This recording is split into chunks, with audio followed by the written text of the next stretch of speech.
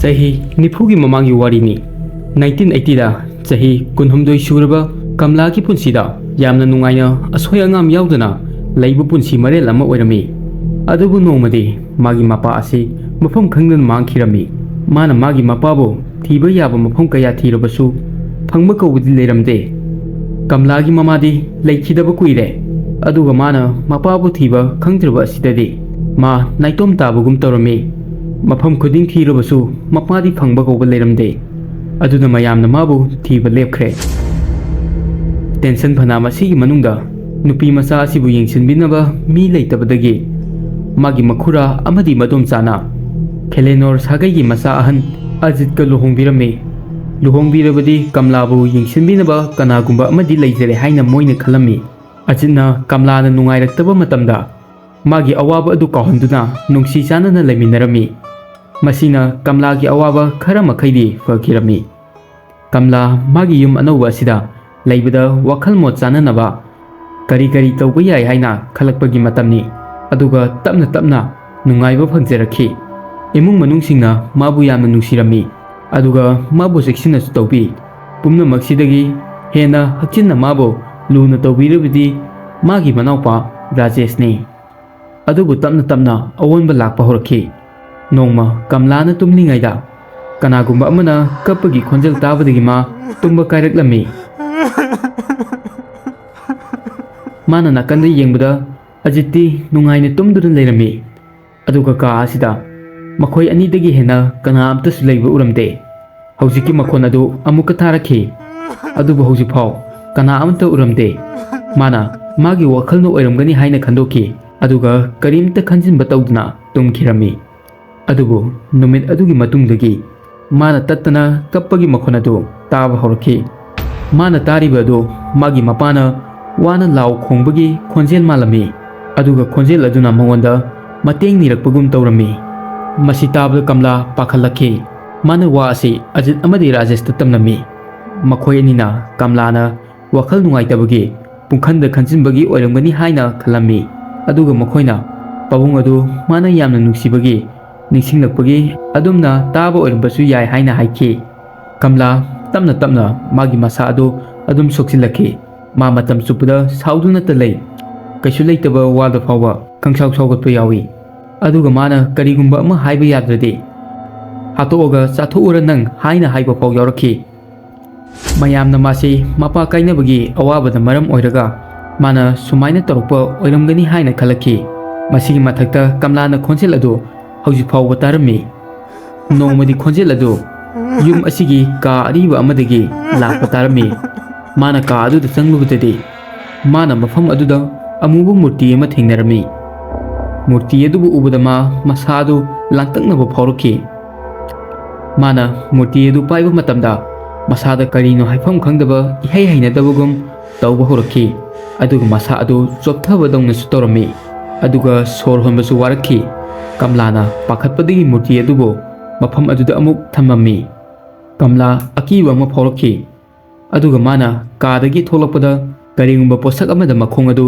thengjilami Kamlana munna yengubadadi mayam wari marakthana karinomta khanganjage madude ai regular viewer 83% amade ai channel asi hauji fawba subscribe tawdri adomna channel asigi wari sing asibo nungaiba taragade haujimak subscribe tawsimbiyo Kamlana munna yengubadadi mafam aduda migi makoki saruwama taraga leirami matam asida Kamlana posai kaya marum amasu leiramba thingnakhi ka aduda migi saru sarang phana ama tadun leiri aduga mafam khodimakta i taidun leirami mana ka adu fajana yengba matamda chena ama mana phangki chena du lokhotuna mana pa bhorki chena aduda murti adu sapsenba murti amani haina irami aduga murti aduna iramliba mi adugi sagai busu mana otuna thami masi pumnamak paraga Kamlana magi mapana lawbagi khonjel tarakhi aduga murti adu masa matomda lengba horki aduga Kamla masa adu yamna kanna choptharakhi aduga Kamla wanthakirami Kamlana mamit pangthorakpadadi ma masagi kada leirami aduga imung manungsingna magi akoibada koichenduna leirami Kamlana wari pumba tamlammi. Mayamna wa marak thalaktunna yumgi drawing room aduda wanthaduna tahadun leirami.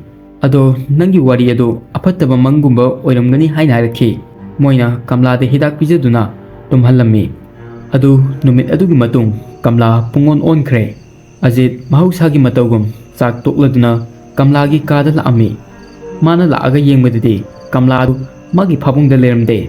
Ka adugi amamba kachin amada paklan lomdo onsillaga kanna kanna noi. Mana Kamla bu korami. Kamla onthoraktuna kapaga mangonda mating niraduna aidi landabani. Aibu amta kanbiyu haina hairki. Kamlagi asigumba phibam asi uraga Ajit wakhal nungairamde. Aduga mana konsenbiduna themjilami. Asum tawduna Kamla adu themjinduna phabungda hipallami. Aduga numit adu asum tawduna adum haukhre. Adubu mathangi numita Kamlagi masa adu phibam henna soksilakhi. Kanagumba amana mabu kawba matamda kauriba mi adugi maikayon sinduna hatokani haina damka tawrami.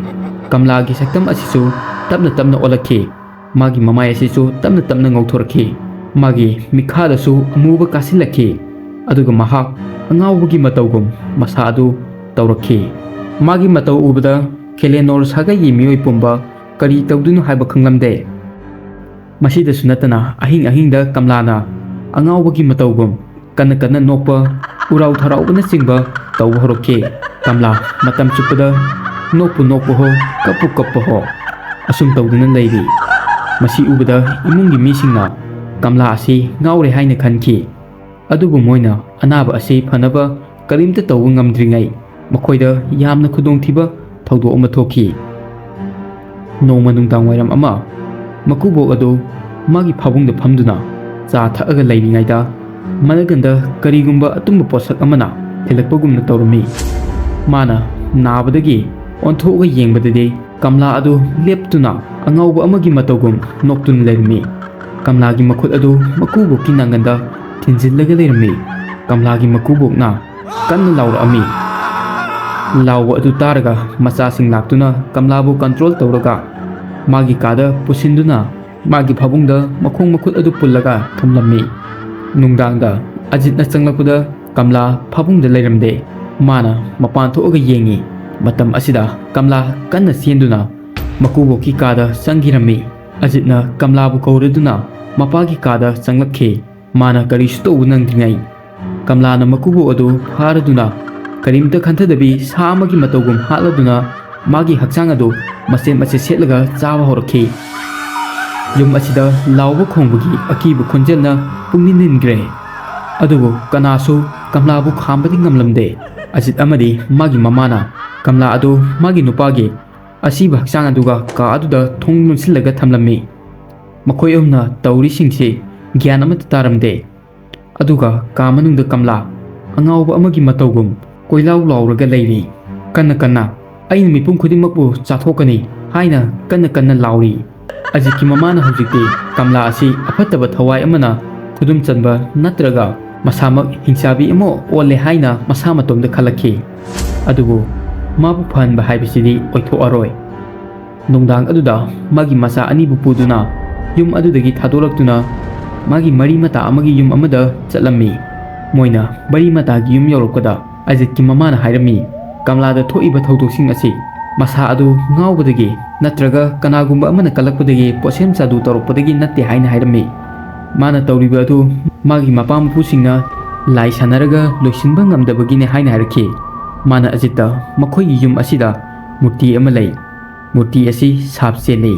Aduga murti asigi hingsaba asi Kamlada sangnun leire. Aduga nakhoina yum asida sum leitharabadi nakhoi kanabusu mana lemna tharoi.